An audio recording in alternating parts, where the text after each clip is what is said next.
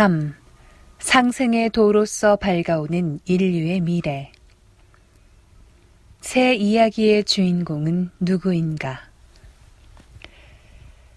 앞서 이야기한 것처럼 지구촌은 가장 큰 위기에 직면해 있지만 기성 종교나 철학에서는 그 근본 원인과 해결책을 올바로 제시하지 못하고 있습니다.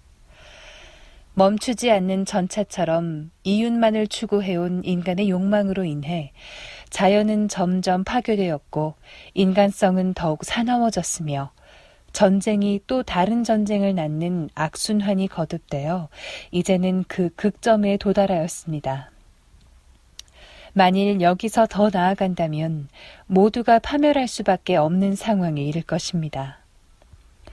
그러나 다행히도 우리에게는 희망이 남아 있습니다.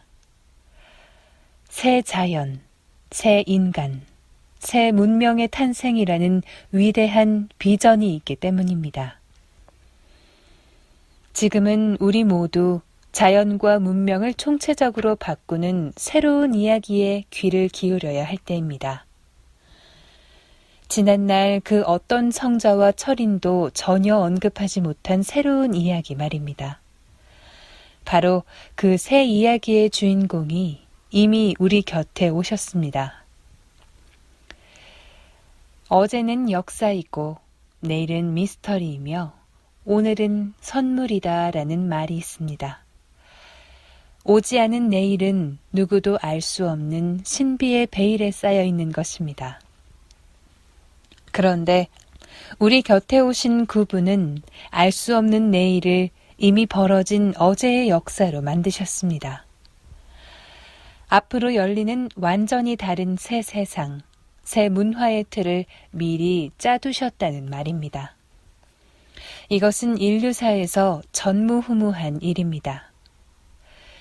지난 한 세기를 돌아볼 때 그분은 동서양 역사에서 가장 감추어진 인물, 가장 연구되지 않은 인물입니다. 그분의 삶과 위대한 새 진리 말씀이 역사 속에 깊이 숨겨져 있을 뿐만 아니라 왜곡되어있기까지 합니다. 그분은 과연 누구일까요? 바로 19세기 말, 이 동방 한반도 땅에 태어나신 증산 상제님입니다. 강씨 문중으로 오셨기에 강증산 상제님이라고도 부릅니다. 상생은 본래 상제님 도의 주제. 상제님은 1871년 전라도 고부군 갱망리, 즉 하늘의 주를 기다리는 마을에서 탄광하셨습니다. 사람들은 대부분 그분을 모르지만 그분의 가르침의 주제는 이미 너도 나도 이야기를 하고 있습니다. 사람들이 일상 언어로 숱하게 쓰고 있는 상생이 바로 그분이 내려주신 가르침의 핵심 주제입니다. 정치인, 경제인, 종교가, 예술가 등 각계각층의 사람들이 다 상생을 이야기합니다. 20년 전에 이미 상생의 신항이라는 책이 나왔고 포항 앞바다에 불쑥 솟은 손조형물은 상생의 손이라 불립니다. 그런데 상생이 증산 상제님의 위대한 가르침임을 아는 사람은 별로 없습니다. 또한 상생의 뜻을 제대로 알고 쓰는 사람도 없습니다. 그 사람들은 우리 함께 잘 살자, 그만 싸우고 사이좋게 잘 지내자 하는 공생의 의미 정도로만 알고 있습니다. 하지만 상생은 그것이 아닙니다.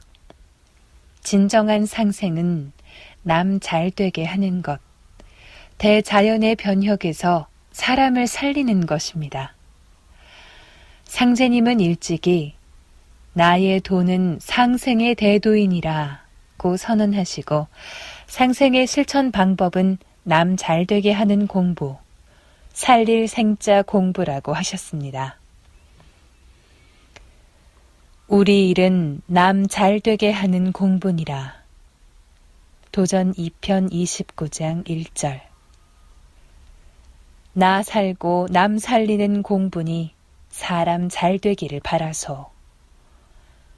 도전 11편 123장 3절. 그런데 보다 본질적이고 거시적인 차원에서 상생의 뜻은 상제님께서 열어주신 새 우주의 질서입니다. 바로 이를 바탕으로 인류가 꿈꾸어온 상생의 조화 문명이 열립니다. 그 세상에는 인간의 마음도 상생이 근본입니다. 인간과 인간의 관계, 국가와 국가의 관계, 인간과 자연의 관계, 인간과 우주의 관계도 모두 상생으로 돌아갑니다. 널리 회자된 상제님의 조화 권능. 그렇다면 인류에게 상생의 세상, 상생의 조화 문명을 열어주기 위해 오신 증산 상제님은 어떠한 삶을 사셨을까요? 상제님은 어린 시절부터 만유 생명을 사랑하시어 아무리 하찮은 미물이라도 위기에 빠진 것을 보면 힘써 살리시고 초목을 즐겨 가꾸셨습니다. 또한 7살 때 이미 천지에 대한 깨달음의 시를 쓰셨으며 어린 나이에도 여러 가지 조화 권능을 보여주셨습니다. 그 신이하고 해명하심이 입에서 입으로 전해져 가시는 곳마다 경애와 칭송을 받으셨습니다. 당시 조선에서 모든 사람들이 가장 만나고 싶어 했던 인물이 바로 증산 상제님이었습니다. 훗날 상제님 도운을 크게 부흥시킨 차경석 또한 상제님을 뵙고 싶어 했습니다. 차경석은 동학장군 차치구의 아들로서 동학혁명이 실패한 후 그 당시 신인으로 널리 알려진 상제님 뵙기를 학수고대하고 있었습니다. 그러던 어느 날 집안 문제로 전주로 가던 중에 이미 그의 마음을 빼어부시고 김제 용암리 주막에서 그를 기다리시던 상제님과 극적으로 만나게 됩니다. 그날 이후 차경석은 놀라운 정성으로 상제님을 따르고 모셨습니다. 상제님께서 천상으로 돌아가신 뒤 보천교를 조직하여 불과 10여 년 만에 700만 신도를 모아 교세를 크게 일으킨 차경석 성도는 동서양 종교 역사상 최고의 부흥가였습니다. 후일 조선 총독부의 촉탁인 일본인 민속학자 무라야마 지준이 찾아와 강증산이 누구냐고 물었을 때 차경석 성도는 강증산은 옥황상제님이시다 라고 대답을 합니다. 또한 상제님의 명성이 조선 사회에 크게 소용돌이치자 침략자인 이토 히로부미까지도 상제님 만나기를 청했습니다. 이런 그의 속마음을 이미 꿰뚫어 보신 상제님께서 어느 날 김형렬 성도와 함께 통간부를 찾으셨습니다. 그때 상제님의 성령을 받은 김형렬 성도가 이토 히로부미에게 네가 조선의 대왕이 되고자 하느냐? 라고 꾸짖자 그는 그만 정신을 잃고 그 자리에서 고꾸라져 버렸습니다. 그런가 하면 한국인이 가장 존경하는 인물 가운데 한 분인 김구 선생은 백범일지에 조선에 2인이 출연했다고 하면서 상제님의 권능에 대한 이야기 한 토막을 기록하였습니다.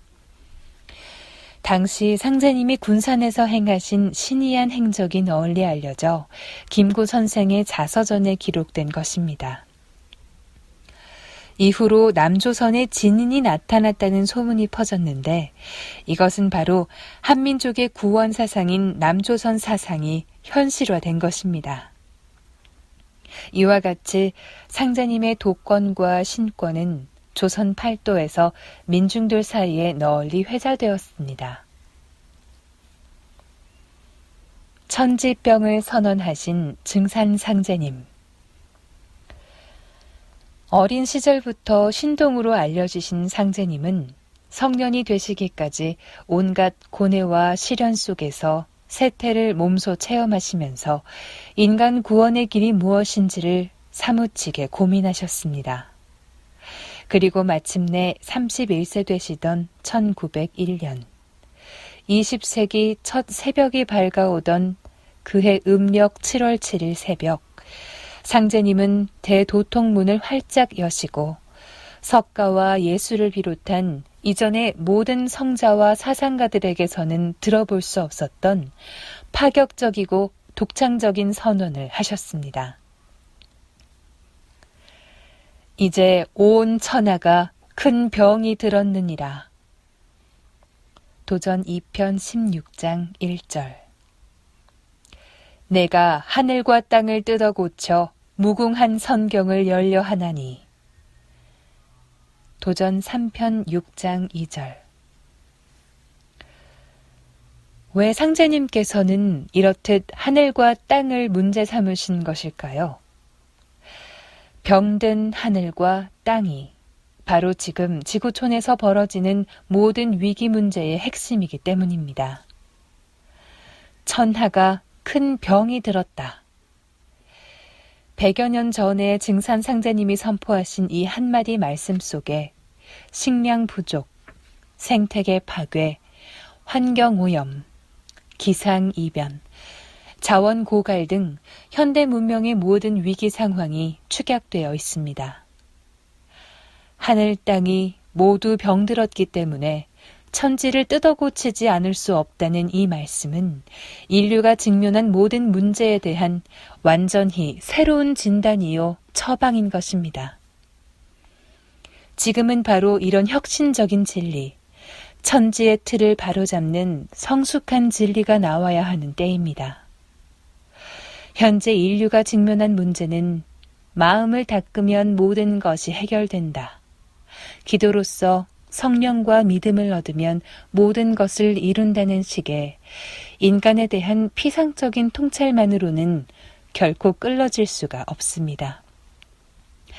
병든 하늘과 땅이 새로 태어나야만, 즉 천지의 질서가 총체적으로 바뀌어야만 오늘의 모든 문제가 근원적으로 해결될 수 있기 때문입니다.